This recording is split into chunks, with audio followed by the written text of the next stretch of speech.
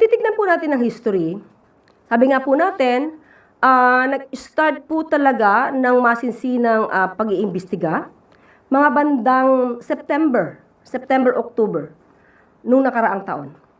Pero wala pa pong isang taon, pero marami na po ang naimbestigahan, marami na pong na-issue na warrant of arrest at paulit-ulit na lang po ako na sinasabi ito. At kung nababagalan po ang isang mayor, katulad ni Mayor Benji Magalong, kung balikan natin ang... Ito si Magalong, mahilig din to manilip ng bakuran ng iba. Samantalang yung bakuran niya, dyan sa Baguio, hindi niya po maayos. Lalo na po pag may mga, ano po dyan, sa Baguio, no? Traffic po. Bilang isang mayor, dapat nag-iisip ka rin paano masolusyonan yung traffic sa nasasakupan mo. Lalo na't Baguio yan, dinadayo ng turista yan, ano? O dapat gumalaw ka naman. Magtrabaho ka naman.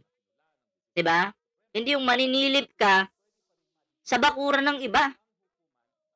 Pangit yun eh. Nakakahiya. Nakakahiya ka kung gano'n. Mga kwento at istorya, taong 2019, inamin ni Mayor Benji Magalong na sinimulan niya nang mag-imbestiga patungkol sa Rocknetting. 2019. Pero na-call out siya ni Secretary or rather Senator Trillanes taong 2025. September 10, 2025 ay na-call out siya at sinabing matagal na naimbestigahan ang Rocknetting according to the mayor.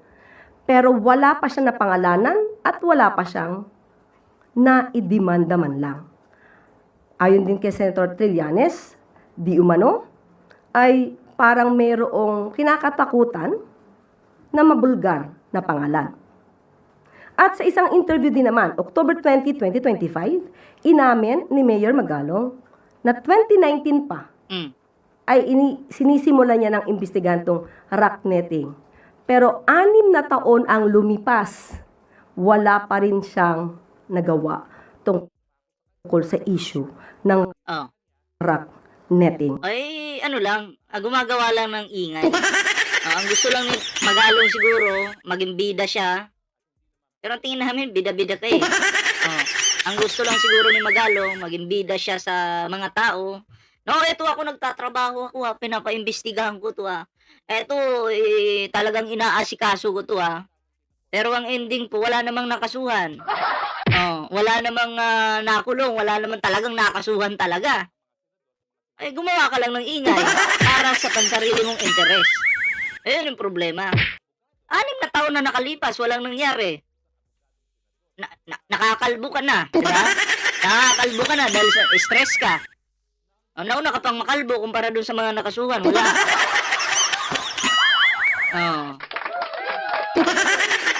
Ayun yung problema. So, sino po ba kaya ang mas mabagal? Kung merong kakayanang mamintas at magturo, dapat ay may kakayanan din kumilos para makatulong sa gobyerno at hindi puro pamimintas lang. Kung ako po yung mayor dyan sa, sa Baguio, ay talagang gagawin ko po yung lahat, no? Kung para makasuhan yung dapat makasuhan. Kasi baka mamaya makalbo na ako, wala pa ako nakasuhan, ako mapapahiya. Ay at least, sana.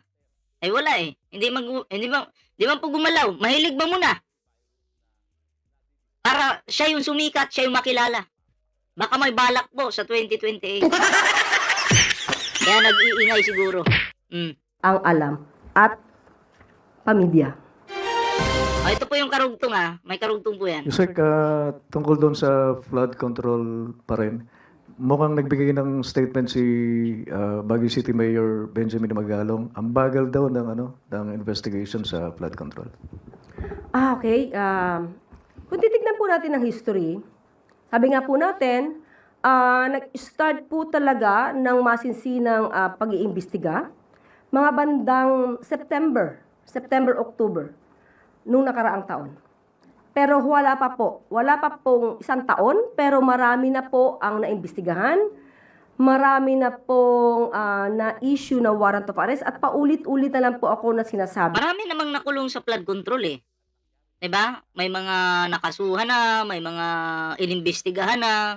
Pero syempre, dahil mainit-init po yung issue sa flood control, makikialam si Magalong para yung pangalan niya makilala naman at bumango. Kasi mag-election na nga, kailangan gumawa ng ingay. Yan po ang trabaho ni Magalong, ang mag-ingay. Pero tamad po itong tao na to, no? Wala. Bagyo nga, hindi niya maayos.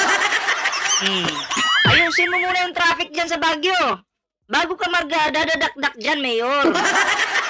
Di ba? Bakuran mo muna. Ano ka ba? Bago bakuran ng iba. Ay bakit sinisilip mo yung iba? Tinatrabaho naman ng Pangulo yan.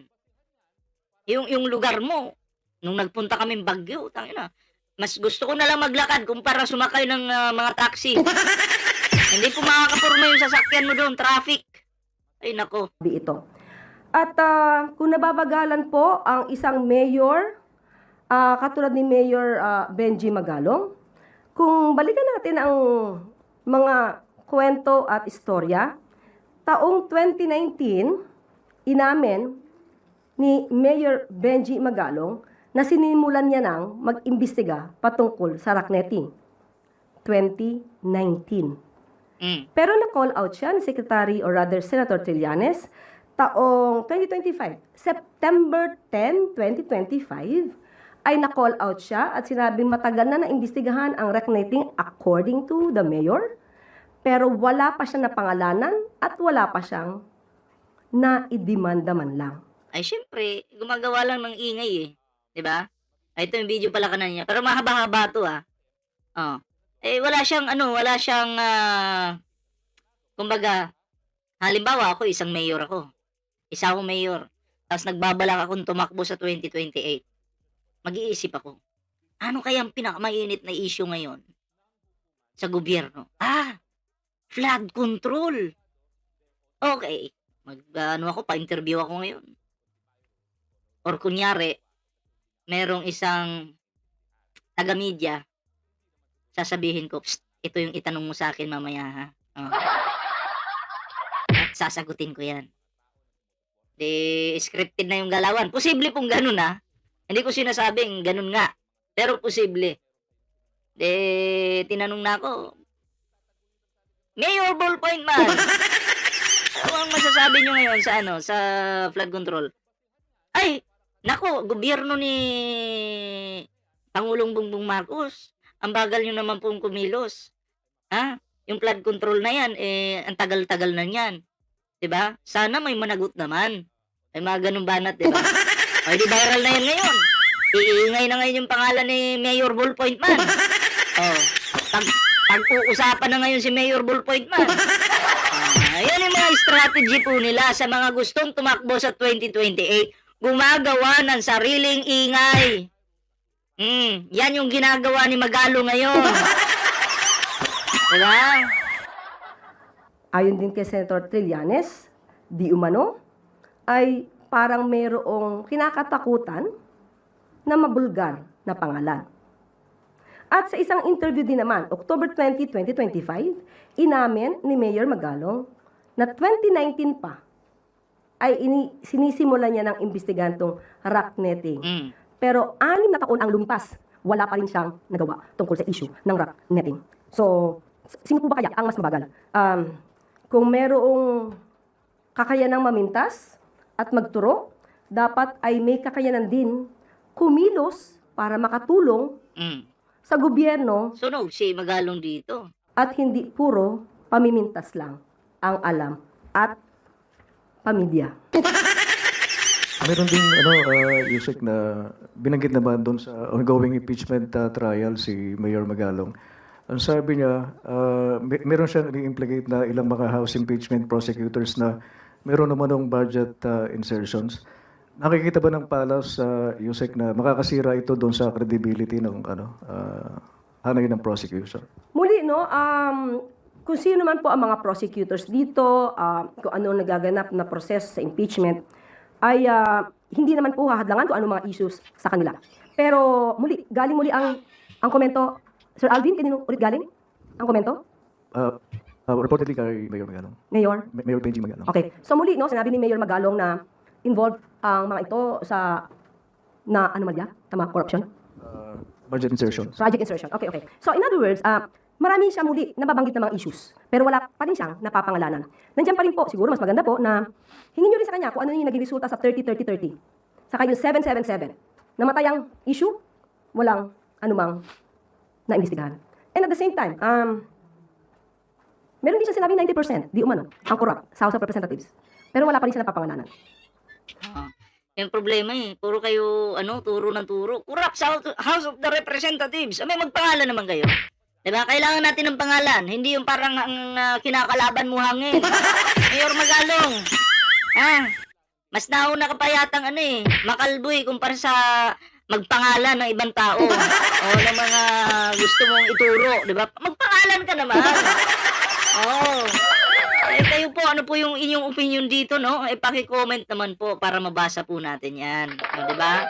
At, yun. Gusto ko lang din isingit, mga pre, no? Ito'y paalala lamang po, no? About po kay Pyra Lucas. Oo. Kung kayo po, itong si Pyra Lucas, the second, mangusin Babae, di ba? Scammer po ito. Ito'y paalala lang po sa lahat na si Pyra Lucas ay scammer, budol, kawatan, utak kriminal. Siya po ay isang DDS na talagang kumakampi po sa mga kademonyuhan.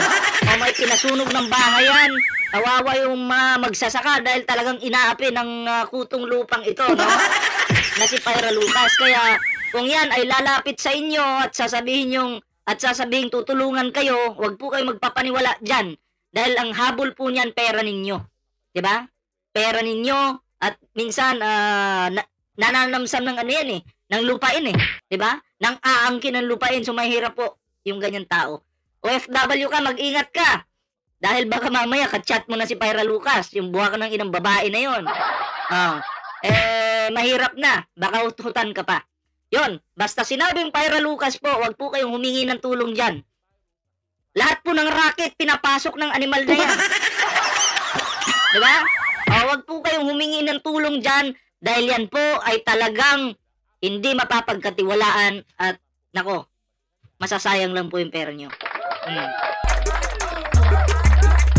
So ayun bago po tayo magtapos mga pre, may TikTok, may Facebook po tayo dyan.